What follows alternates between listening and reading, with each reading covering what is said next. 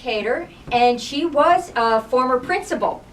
And Kisha's mission now is to teach communities, school communities particularly, how to be welcoming, how to really establish an environment where every child flourishes, knows how to make friends, knows how to succeed, and can find his or her path in life.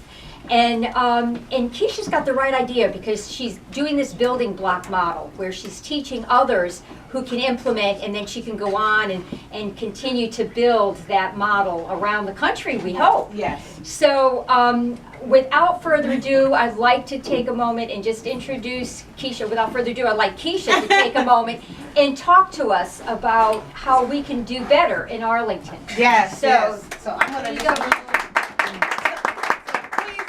It's truly a pleasure to be here. You know, I made sure that I went right to the youth, because that's part of who I am, and I went right to Jack and Gwen, and they helped me to just get my thoughts together.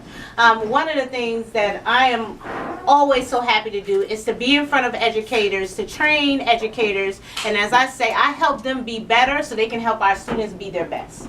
That's what I do. And one of the things, and I loved hearing you say, Barbara, how Arlington County, you all work deep and hard and y'all make things happen. I need welcoming schools in Arlington County Public Schools. I need that. We need to be in Virginia. We're only in one school in the state of Virginia. One school. And I can't even say that school's name yet.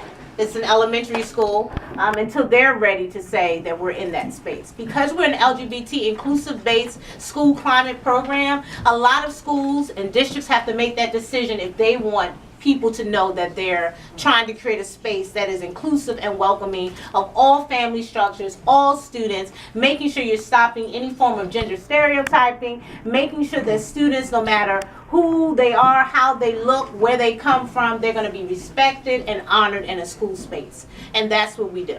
So one of the questions I asked Jack and Gwen, I asked about middle school. And he gave me the response I thought he would give me, that it was the worst ever. And oftentimes, many educators don't know how to respond to things. Either they're fearful, or to be honest, most of them are ignorant. They just don't know. And so our responsibility is to go into that school space and help educators first get through their own personal bias, because that's that first level. Get through that, because it's real. And so even though, you know, you hear about legislation happening in communities, the two hardest places in which this legislation is going to have any impact are schools and homes.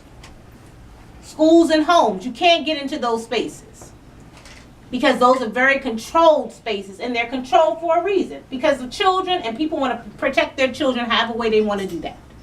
And so we're constantly trying to get into the space and let people know, yes, you do live in a progressive community, but we still are hearing children who are being bullied on a high level, and educators are seeing it, but they don't know how to respond to it.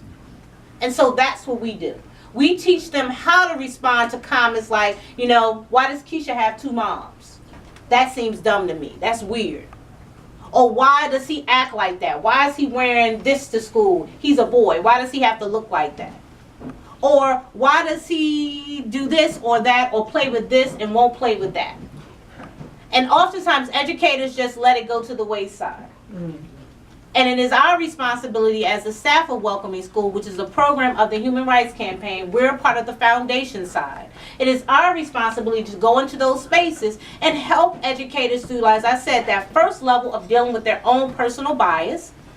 And then secondly, making sure they are feeling confident in how to respond from parents who may say, I don't see why this is necessary. And one of the things I always tell principals to say, which always works, is I'm invested in all students. I can't pick and choose which students are more important than others. And so that's why it's important for Welcoming Schools to be in a school space. That's what we said. And that's that message, to help them to get that, to understand that. Because as I said, we may have a mission statement that says that we are a diverse school community, but people don't really understand what that means.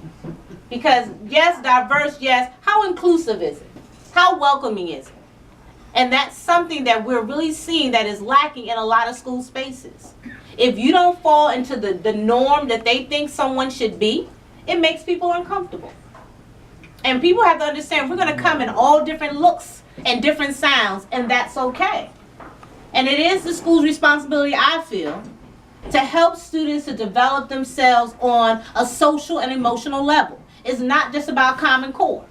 Because I truly believe that if students are not feeling safe and welcome in the school space, you can forget about Common Core, you can forget about them excelling academically. It's not going to happen. They're not going to go to school. Right. And so that's why we're trying to get in. We want to start in that elementary school level. And that's why sometimes where it can be challenging, because people think immediately, oh, LGBT inclusive, oh, you all are talking about sexuality? No. No, that's not what we're discussing. Yet, if a student asks a question, we're going to make sure that educators know how to respond in an age-appropriate and socially appropriate way.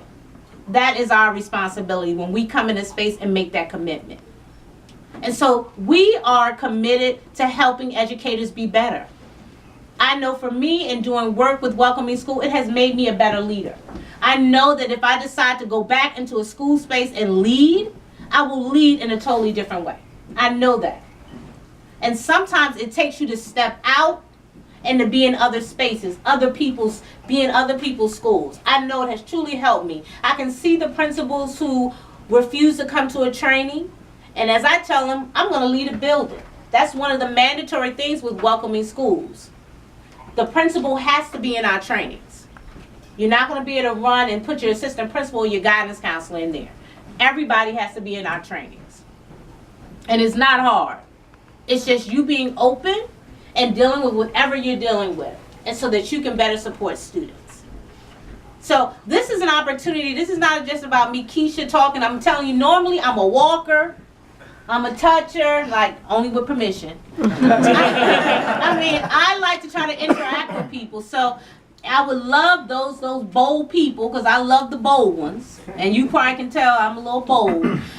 More of a maverick. I wouldn't say bold. More of a maverick. And I said, that's one of the things I said. I remember my principal said, when you become a school leader, you're going to get just what you gave me. And believe me, I did. I had some teachers who just knew how to take me, but I loved it because I knew it was a good payback. And that's okay. So please ask me questions. Please ask me some data. Say, Kisha, what is going on in Virginia?